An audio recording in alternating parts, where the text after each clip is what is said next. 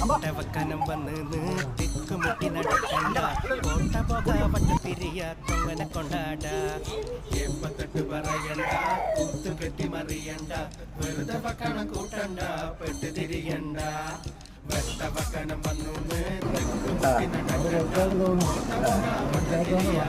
നമ്മളെ എയർലൈൻ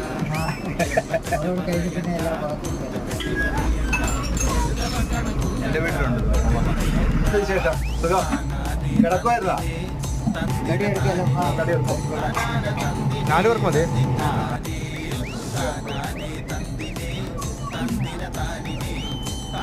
തന്തിനെ